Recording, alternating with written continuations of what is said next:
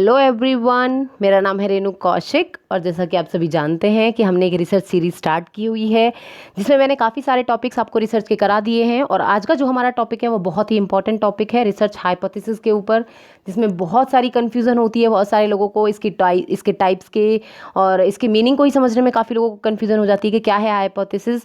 तो मैंने इसको यहाँ पर अपनी लैंग्वेज में समझाने की कोशिश करी है ताकि मैं आपको थोड़ा सा अपनी लैंग्वेज में समझाऊंगी तो डेफिनेटली आपको समझ में आएगा। तो आइए बात करते हैं आज के टॉपिक के ऊपर, जिसका जो है हमारा रिसर्च हाइपोथेसिस के ऊपर कि क्या है रिसर्च हाइपोथेसिस। सबसे पहले हम बात कर लेते हैं कि हमारा रिसर्च हाइपोथेसिस क्या है। देखिए, किसी भी रिसर्च को करने से पहले जब भी हम किसी रिसर्च को करते हैं तो उसमें क्या होता है, उसमें कुछ ना कुछ प्रॉब्लम्स आती हैं। ठीक है, उन प्रॉब्लम्स के सॉल्यूशन के लिए हम क्या करते हैं, हम कुछ ना कुछ ऐसी स्टेटमेंट्स या कुछ ना कुछ ऐसी स्पेसिफिक स्टेटमेंट्स बोल सकते हैं या कुछ ऐसे एजुकेशनल गेस लगाते हैं जो हमारी किसी प्रायर नॉलेज या किसी प्रायर रिसर्च पर बेस्ड होते हैं। ठीक है, तो उनको हम क्या बोलते हैं, उन्हीं को हम हाइपोथेसिस बोलते हैं। तो आपको याद रखना चाहिए कि हाइपोथेसिस क्या है। हाइपोथेसिस एक एजुकेशनल गेस है जिसके बारे में हम पहले से ही थोड़ी सी नॉलेज रखते हैं और उस नॉलेज को एक तरीके से क्या किया जाता है, टेस्ट किया जाता है। किसके थ्रू? आपके ऑब्जर्वेशंस और आपके एक्सपेरिमेंट्स के थ्रू, जिसको हम क्या बोलते हैं, आपके हाइपोथेसिस बोलते हैं। ठीक है, और ये आपके हाइपोथेसिस जो होते हैं ना, उनको शेप करते हैं आपके दो वेरिएबल, एक होता है आपका इंडिपेंडेंट वेरिएबल, एक होता है आपका डिपेंडेंट वेरिएबल। तो आइए बात करते हैं, स्लाइड के ऊपर चलते हैं। स्लाइड क्या कहती है कि एक हाइपोथेसिस क्या है, एक टेंटेटिव स्टेटमेंट है जो रिलेशनशिप बताती है दो वेरिएबल के बीच में, जो कैसे वेरिएबल हैं, आपके स्पेसिफिक और टेस्टेबल प्रिडिक्शंस होती हैं, जो किसी भी स्टडी के जो रिजल्ट्स हैं ना उनके बारे में बताती है कि आप किसी स्टडी के कोई भी रिजल्ट क्या एक्सपेक्ट कर रहे हैं। कहने का मतलब सिंपल है, वो प्रिडिक्शन जो आपको बताती है कि अगर मैं ये करता हूँ या मैं ये करती हूँ तो इसके रिजल्ट ये होने वाले हैं। ये क्या है? ये हाइपोथेसिस है। ठीक है, हाइपोथेसिस कैसे होते हैं आपके? वो प्रिसाइज टेस्टेबल स्टेटमेंट्स होती हैं जिनके बेस पर आप प्रिडिक्ट करते हो आने वाले आउटकम्स को। ये क्या है, एक तरीके से दो वेरिएबल पर डिपेंड होती हैं। एक तो आपका होता है इंडिपेंडेंट वेरिएबल, एक होता है आपका डिपेंडेंट वेरिएबल। अब इंडिपेंडेंट वेरिएबल क्या है, डिपेंडेंट वेरिएबल क्या है, ध्यान से समझिएगा। एक रिसर्चर जिसके अंदर चेंज करता है वो आपका इंडिपेंडेंट वेरिएबल है, और जिसके ऊपर वो उस चीज़ का इफेक्ट देखता है वो आपके कौन से होते हैं, डिपेंडेंट वेरिएबल होते हैं। व्हाट द रिसर्चर मेजर, जिनको एक रिसर्चर मेजर करता है। ठीक है, उसके बाद हम बात करते हैं एक हाइपोथेसिस को कैसा होना चाहिए। ये भी एक क्वेश्चन बन सकता है कि हाइपोथेसिस कैसे होने चाहिए। याद रखना है आपको कि ऐसा हो जो यूज करे इंडिपेंडेंट वेरिएबल और डिपेंडेंट वेरिएबल को, हमेशा याद रखिएगा, क्योंकि एक हाइपोथेसिस को हमेशा दो वेरिएबल ही शेप करते हैं, एक आपका इंडिपेंडेंट वेरिएबल, एक डिपेंडेंट वेरिएबल। कि अगर ऐसा है तो ऐसा होगा, इट मीन्स आप चेंज कर रहे हैं एक वेरिएबल में और उसका इफेक्ट देख रहे हैं किसी दूसरे पर, जिसको हम क्या बोलते हैं, हाइपोथेसिस। कैसे होने चाहिए? आपके बेस्ड होने चाहिए इंडिपेंडेंट और डिपेंडेंट पर। ये कैसे होते हैं हाइपोथेसिस? आपके स्पेसिफिक और टेस्टेबल होते हैं। कहने का मतलब ऐसे होने चाहिए जिनको आप टेस्ट कर सको अपनी ऑब्जर्वेशंस और अपने एक्सपेरिमेंट्स के थ्रू, और जो बेस्ड होते हैं आपके प्रायर नॉलेज पर। कोई भी हाइपोथेसिस नॉर्मल ऐसे ही नहीं लिए जाते हैं, बल्कि एक एजुकेशनल गेस होता है जो डायरेक्ट सपोर्ट करेगा आपकी थ्योरी, आपके रिसर्च को। ठीक है, ये वैलिडिटी और रिलायबिलिटी पर बेस्ड होते हैं, इसलिए इनको स्पेसिफिक बोला जाता है। वैलिडिटी का मतलब क्या होता है, एक्यूरेसी, और रिलायबिलिटी का मतलब होता है कंसिस्टेंसी। वैलिडिटी का मतलब है कि आपके हाइपोथेसिस कैसे होने चाहिए, एक्यूरेट होने चाहिए, और दूसरा ऐसे हो जिनको बार बार टेस्ट किया जाए तब भी वो आपको सेम रिजल्ट ही प्रोवाइड करें, मतलब कि कंसिस्टेंसी उनके अंदर होनी चाहिए। उसके बाद हम बात करते हैं एग्जाम्पल्स की। देखिए, एग्जाम्पल क्या है, सिंपल वर्ड्स में समझने की कोशिश कीजिएगा। एग्जाम्पल यहाँ पर मैंने दिया हुआ है कि student who eat breakfast will perform better on a math exam than student who do not eat breakfast.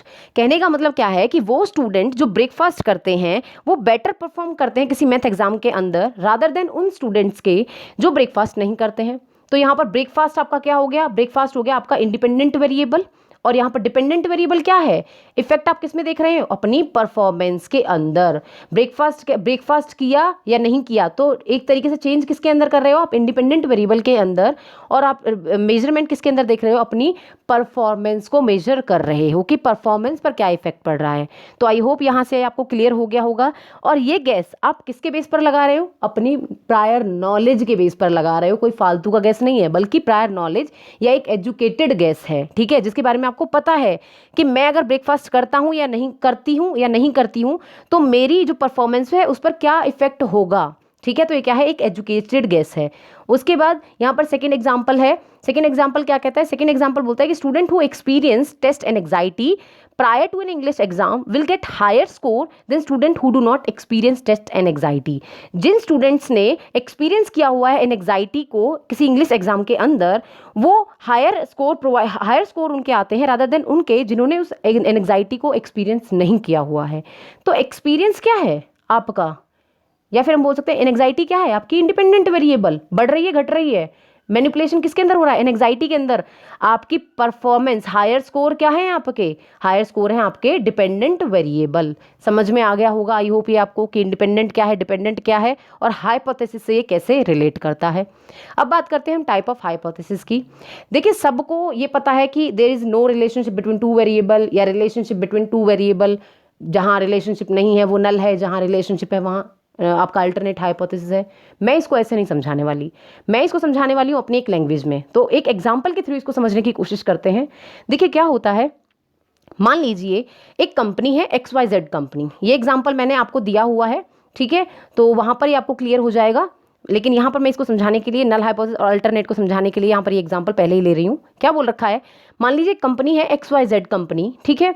इस कंपनी के अंदर क्या होता है कि एक ट्रेनिंग प्रोग्राम है, ठीक है। एक इंडिपेंडेंट वेरिएबल है जो है आपका ट्रेनिंग प्रोग्राम, और एक डिपेंडेंट वेरिएबल है जो है आपकी वहाँ पर रहने वाले जो एम्प्लॉयज़ हैं उनकी एब्सेंटिज्म, ठीक है। ध्यान से समझिएगा कि XYZ कंपनी थी, वहाँ पर क्या है कि ये कहा गया है, वहाँ पर एक पहले से ही ऑलरेडी एस्टेब्लिश एक हाइपोथेसिस है, वो ये है कि चाहे आप वहाँ के एम्प्लॉयज़ को कितनी भी ट्रेनिंग दो, उन एम्प्लॉयज़ के अंदर कोई उनकी जो एब्सेंटिज्म है, मतलब कि उनकी जो एब्सेंस है वो कम, ना तो कम होती है ना ही ज़्यादा होती है। इट मीन्स वहाँ पर कोई रिलेशन नहीं है उनकी एब्सेंटिज्म के अंदर, मतलब कि ट्रेनिंग प्रोग्राम का और उनके एब्सेंटिज्म का कोई भी रिलेशनशिप वहाँ पर नहीं शो किया गया। तो वहाँ पर एक नल हाइपोथेसिस जो है, वहाँ पर एक क्या किया गया है, एक नल हाइपोथेसिस स्टेट कर दिया गया है, ठीक है।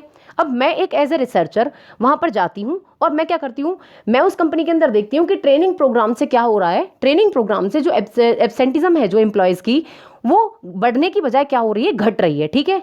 तो वहाँ पर एक नल हाइपोथेसिस क्या था कि या तो बढ़ेगी लेकिन घटेगी नहीं, ठीक है, कि दो वेरिएबल के बीच में क्या है, कोई रिलेशनशिप नहीं है, मतलब कि ट्रेनिंग प्रोग्राम से जो एब्सेंटिज्म है वो कम होने की बजाय क्या हो रही है, बढ़ रही है, ठीक है। ये नल हाइपोथेसिस था। मैंने वहाँ पर क्या किया, मैंने वहाँ पर देखा कि ऐसा नहीं है, कि जो ट्रेनिंग प्रोग्राम है वो क्या कर रही है, वो जो लेवल ऑफ एब्सेंटिज्म है एम्प्लॉयज़ का उसको कम कर रही है, वहाँ के लोगों को मोटिवेट कर रही है, वहाँ के लोग ज़्यादा जो है एम्प्लॉयज़ जो है वो काम करने के लिए ज़्यादा आ रहे हैं, बल्कि एब्सेंट नहीं है, ठीक है। तो ये क्या था, मेरा क्या था, मेरा अल्टरनेट हाइपोथेसिस था, और जो पहले से स्टेब्लिश था वो क्या था, वो नल हाइपोथेसिस था, ठीक है। अब आपको नल और अल्टरनेट में क्लियर हो गया होगा कि क्या है।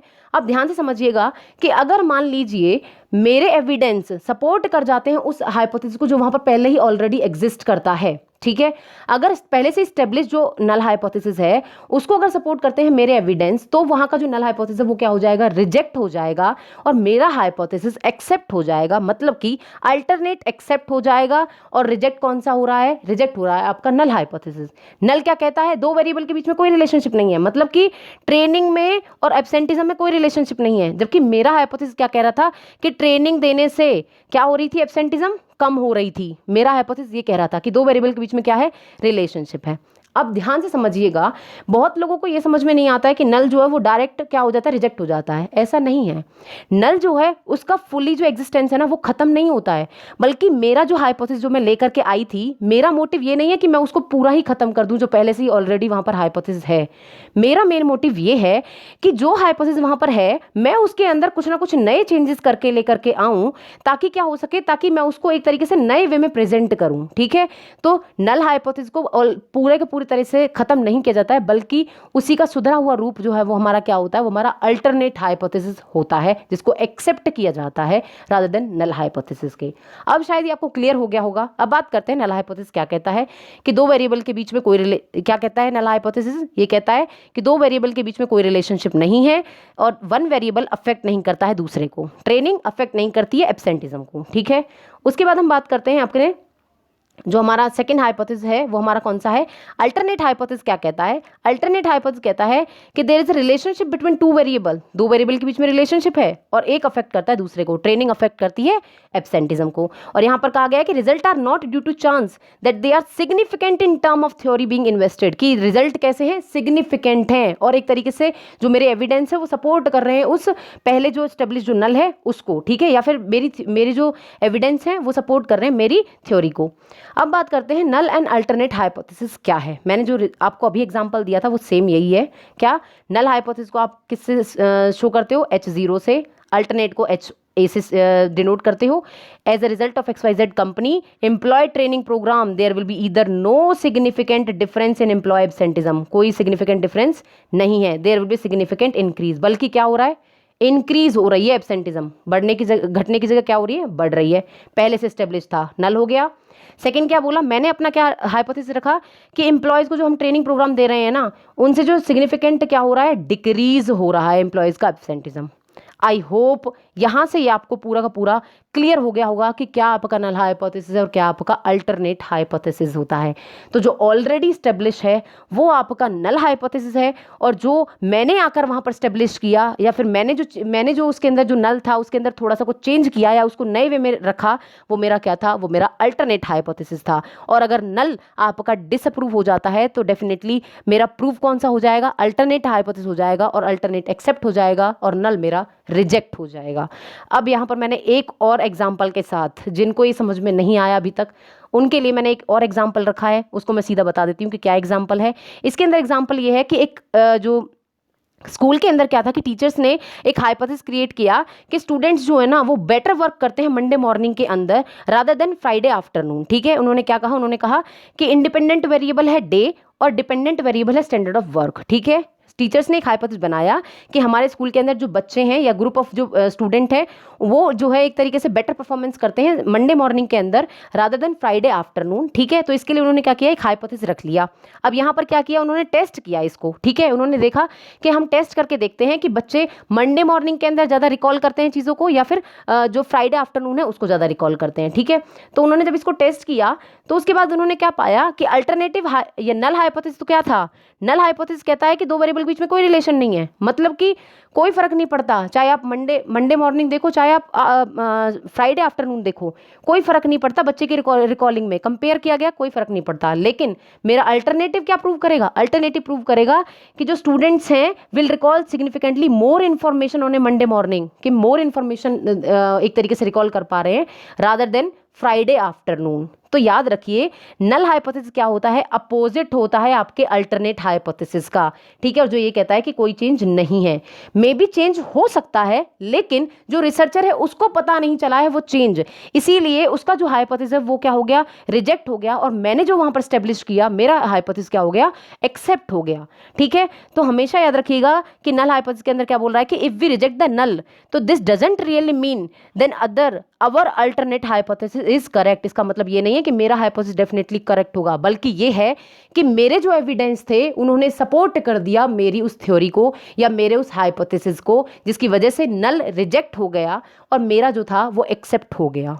आई होप यहाँ से आपको पूरा का पूरा टॉपिक क्लियर हो गया होगा। मैंने इसको अपनी लैंग्वेज में भी समझाने की कोशिश की थी, तोड़ दिया एक एक वर्ड को मैंने, तो इसलिए बहुत बहुत शुक्रिया आप सभी का। आप जितने भी कमेंट लिखते हो, जितने भी आप नए नए टॉपिक मुझे बताते हो कि ये टॉपिक लेकर के आइए, और मैं उन टॉपिक को लाने की कोशिश करती हूँ बहुत ज़्यादा, जिसकी वजह से मेरी भी बहुत हेल्प होती है और आप सभी की मैं बहुत हेल्प कर पाती हूँ। Thank you so much guys, thank you so much.